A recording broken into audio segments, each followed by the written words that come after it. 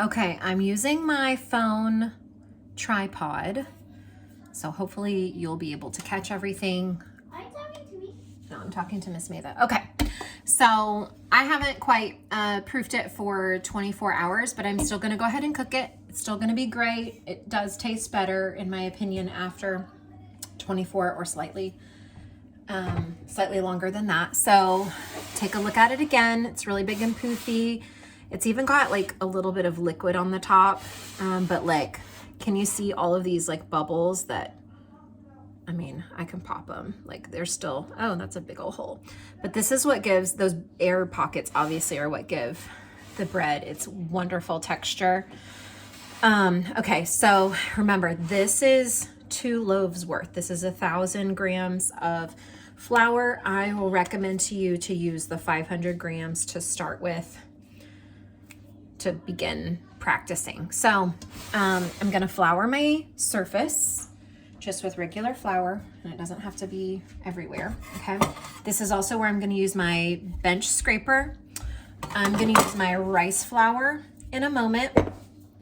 I'm gonna get out my lame. Okay, I keep it in this box. This is my lame.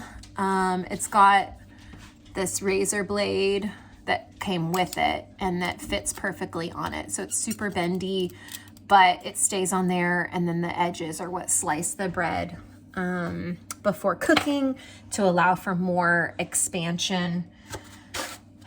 What else? Am I using anything else? I got parchment paper. I think you can, I'm gonna show them to you. So I have a loaf pan that I'm using and parchment in there, and then I'm using my stainless steel. It's not my smallest saucepan, but, or pot, but it's my next size up. Okay, so I'm gonna show you how I cut and then shape each of these loaves, okay? So I'm just literally using my hands. I've washed my hands already, washed my countertop, just kind of like pulling it out.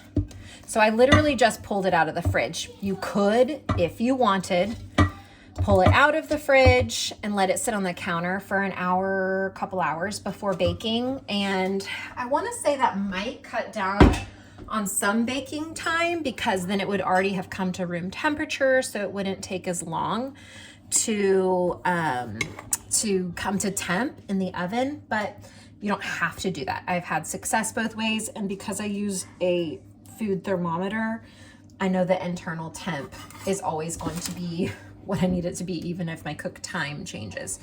So because my loaf pan, I think, is slightly smaller, I usually do like maybe like 60% and then 40, like 60% cut, you know, the size of it, approximately 60, into my bigger pan, and then that ends up looking like the bowl that I gave you.